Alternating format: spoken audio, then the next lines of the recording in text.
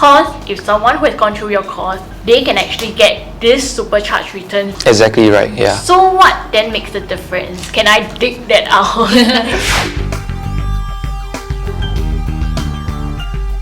Okay, so come on, let's find out what exactly. So buying, let's say I use industrial property as an example again, right? So buying an industrial property, we need to be very, very careful in terms of what we buy.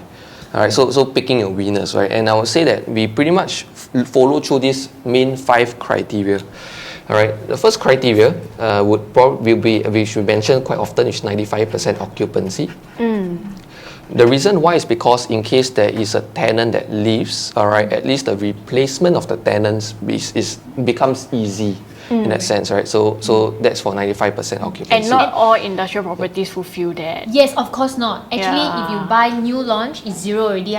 Because you are renting out 4 walls, and there will be price competition when it comes to rentals. And also, having said this, right, it's not easy to actually get the information of 95% occupancy. That's why like our research team actually sits down to pull out all the data and actually personally make manual phone calls, right, to see how many listings are there. And do you sell that research to your members? It's free lah. It's free. We publish it every 2 months. Yeah, correct. It's like we call it It's IQ like a journal. newsletter lah. We call it IQ journal. Yeah, correct. Right. Yeah. So you're saying that they only pay you one time and then they get access to this free research that is not found online or anywhere else. Yes. Yeah. And in That's fact, not a good deal for you guys. I mean, like, okay, for us, we really promise lifetime support to our graduates and our community. And for that, right, we support them with the research and the data lah. So before they want to go and buy their properties, they attend our masterclass, which is also complimentary. And we don't charge them anything after that. So that's what we actually do. Okay. Well, tell me more about the other 4 then. All right. Okay. So number 2, of course, which is kind of like what made us famous, right? Of course, is this thing called positive cash flow, right? Okay, this is like a must in industrial property, like a must. All right. So the rental must be more than the mortgage. Exactly right. Not just the mortgage, plus your property tax Your and stamp your duty and everything management else. fees. Right. Okay. Ongoing expenses lah. Okay. So this is like a must because I think as most let's say even first-time investors, you want to ensure that they have that holding power as well, right? And this basically protects them. All right. So let's say, for example, if they have 1 year worth of tenant, that gives them a positive cash flow of $500 a month, that will give them $6,000 a year. And if they have, let's say, 2 months or 3 months vacancy period, this cash flow also acts like a safety net for them as well. So this is very important when it comes to industrial property. Okay. Yeah. Third one. All right, is actually tenure. Yep, tenure. Yeah, tenure. So what tenure? I'll be very specific here, right? It must be more than 33 years. Which is not a lot of properties. Yes. Yeah. So we are very, very, very strict on this. All right. Yeah. So I'll even share you the reason why. Because most banks actually gives you a maximum tenure minus 5 years for your loan. All right, for your loan. And most banks in Singapore actually give you a 25 years loan on average. For industrial properties. Yeah. So if we buy anything that is smaller than this 33 years, all right, it might come to a point after holding for 3 years, all right, you left with 30 years. 30 years minus 5, that will pretty much still give you a very comfortable exit point. The next, if next investor or next business owner come in, they're still able to get a 25 years loan. And is this because you want to be able to sell to the next Exactly investor? right. Exactly right. As investors, we need to protect our exit strategy over here. So the challenge here is that if we go for a unit such as, let's say, left 21 years, after keeping for 3 years, all right, we're left with what? 18? 18. All right, 18 minus 5, you only get 13 years loan. You come to a point where your mortgage is so high at 13 years that no business owner right in their mind would want to put a 20% down payment and have the mortgage so high or even same as the rental. All right, so that will make exit very difficult. So this is like super duper important. Okay. And if let's say you are able to buy a property that has longer tenure than 33 years, let's say 40 years, 50 years, then that's very good. You have a longer gameplay as well. What about criteria 4 and 5 then? Number 4, all right, it's actually basically usable space. So airspace not counted lah. Yes. So very Jermaine have this very classic ABC. Maybe you can share ABC. Very easy to remember. So I always teach our graduates ABC. So A is airspace. Like airspace are big no-nos because like they're very clever. The developers build it in such a way that there's huge amount of airspace, but then like you cannot actually really use it because actually it's illegal to build mezzanines. You will never ever have like BCA and all the approvals, fire safety and all that. Okay, so first off is airspace. The second thing is actually called balcony. So a lot of times you see places like, let's say for example, Trade Hub 21, Midview City, they have a space and half of it is the balcony. But now we wear the hat of a tenant lah. As a tenant, right, if let's say somebody wants to come in and rent from you, then the whole thing is a balcony. As a tenant, what will you say to the landlord? Discount lah. Yeah, of course. Cannot use mah. Exactly. So like if the space half cannot use then you will discount, right? That is the rental. So imagine this, but for property tax as well as for management fees, do you still need to also pay? counts. Exactly. So you pay more but you get less, and when you get lesser cash flow, negative cash flow, you cannot sell for appreciation because appreciation is a function of the rental being higher, then you can actually get a better CA lah. Okay. Very smart. Then C? C is car park.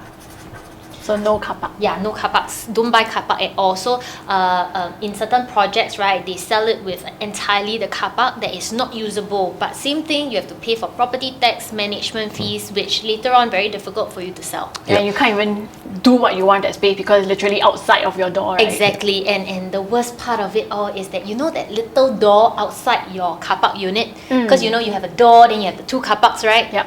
That part also you got to pay.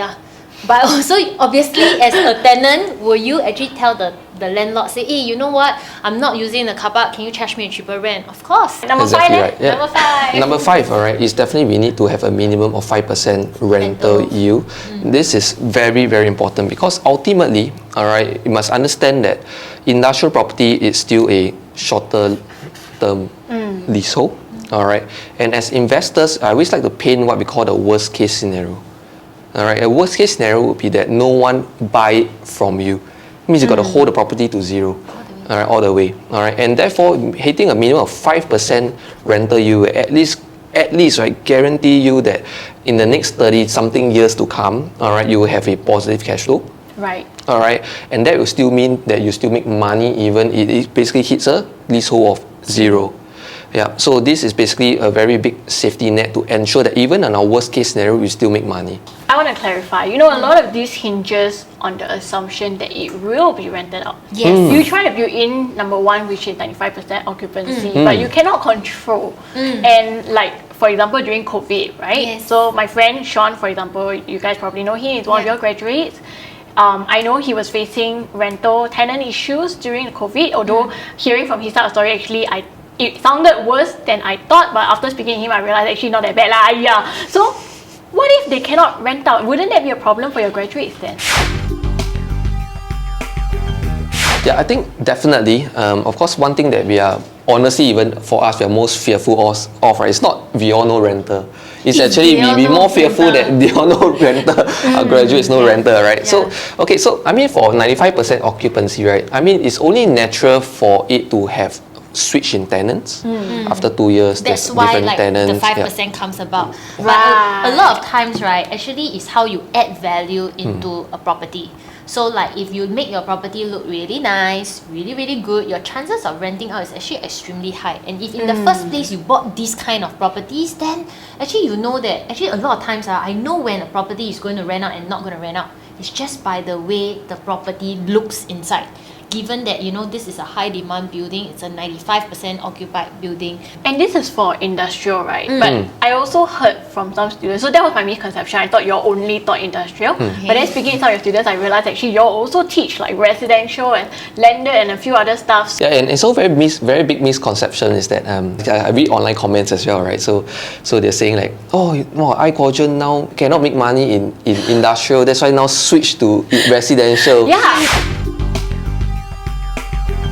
But then some that say, also, you know, yeah, I read those comments. I know. It's very common, and that's the thing, because we under I Quadrant we teach a lot of things. We're like really a lot of things, all right, all the way down to even lifestyle. Yes. All right, yeah. So we Maybe you go, should share with her a tip. yeah, I mean, we even teach all the way down to basically how to get a lower depreciation for cars.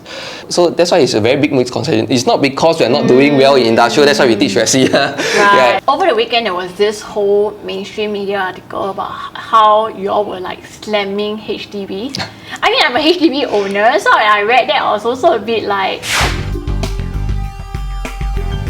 yeah, is it true that you all don't recommend people to buy HDB? I mean, Okay, so for starters, I'd like to say this. I really apologize. I think that it was a marketing video, and I went out to the streets to actually ask people about their feedback and what they thought about HDB. And the intention was really pure and simple. Like, you know, do they know that, you know, when the lease goes to zero, it could mean that, you know, the government would actually not give them any money for their homes. And it was really, really very shocking to see the responses. And it was not our intention to invoke fear and shock into people as well. So for starters, I apologize if anyone actually felt fearful or anything. It was not our intention, but I take responsibility for it. Yeah, so I'm sorry if I, you know, offended you in any way. no, I wasn't offended. But so to clear out the air, you're not saying that HDB is a bad choice lah. Even diving it down a little bit deeper, is HDB good or not? I think overall, I think it's good.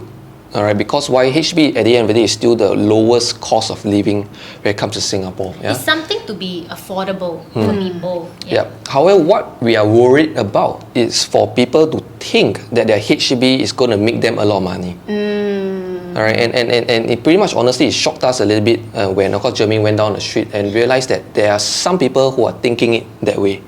All right, and we really wanted to portray the knowledge gap in this perspective.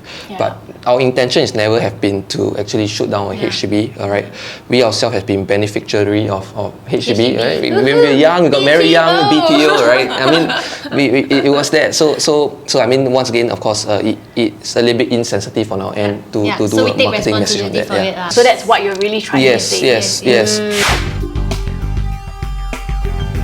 How do you feel then about all the backlash? Must not have been easy. It's not easy. It's not easy. I mean, we always put on a hat on doing our best not to lash back at even wrong information or what, because we like to do our own things. I think right? like Yeah. so we like to do our own things. Yeah. In our own community, like, oh, masterclass this, masterclass that, and then like, you know, this webinar, that webinar to support our COVID action group. So during the COVID-19 period, the lockdown, every day we're doing videos to see our community, because government regulations were changing every day, and they as landlords were afraid, like, hey, what are we supposed to do next? So it's not easy to read the law, so we had to read it for them and digest and share with them exactly what it meant as a landlord. So, you know, we're so busy that sometimes, right, we told ourselves that let our actions speak louder than, you know, our words or our fight back, and our community knows.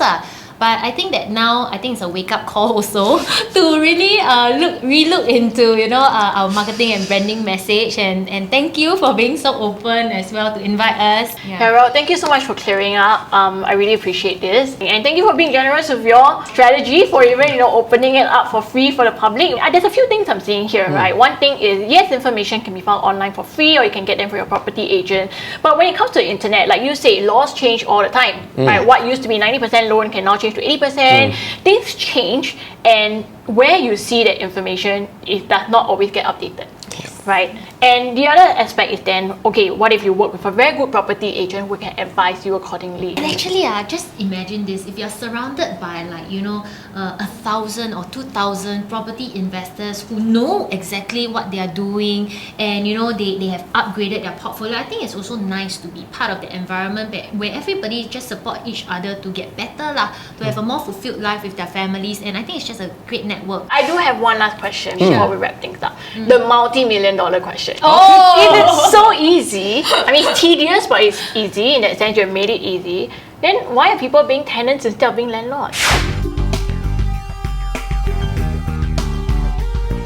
Let me show you the most important reason. Is that, remember, principal paid? Yep. Right, is a large chunk of your profit. You can only extract it out if you When were you to sell. sell. So we sell to get that profit out. Correct. So that's for the investor. Then what about tenant versus landlord? Why be a tenant Oh. when you can be a landlord? Okay, very good question. Because a lot of times in business, right, the ROI that they see in a business could be higher than our property. Maybe to us, wow, 30% is great. But to them, maybe 15% is better for a Makes business. sense. Business. So it looks like you all have been very misunderstood, and I have to apologize. I think maybe part of that, my article also contributed to that. I'm really glad that you all corrected the details that I got wrong. It really changed my whole perspective. Thank you so much for doing this. Thank you. Thank you so much. Thank you. Okay, so it looks like this expose totally did not even go the way I was expecting. You know, when I first wrote that whole article, I was super convinced that I had all of my facts right. And you know, after hearing from their side of the story today, it looks like maybe 80 to 90% correct, but there are some details that were not properly covered, and I wouldn't have known because I didn't go through their course. But those details are the ones that actually makes all of the difference. They're definitely not a scam, but it does involve leverage. They do teach strategies and methods that, you know, I don't have full details, but you would probably have to ask them yourself to really understand it. So is this for everyone? I guess you can say that they teach you the method to try and make it as accessible for everyone. But at the end of the day, you're the one who has to make your own decisions. But if there's one thing I learned, okay, there's a lot of misinformation on the internet. We're sometimes too quick to judge, and even I myself did that. I mean, I thought I spoke to so many people, and that allowed me to make a good qualified judgment, but you know, there were certain details that I wasn't quite grasping, and that's really, really important. So, you know, I guess maybe for some of you here, you wouldn't have to pay for their course anymore because I've basically gotten them to give out the information for free, so yay! Thank you for joining me on this investigative journey. If you know of any other scams that you want me to cover, just let me know in the comments below. Thank you, I'll see you.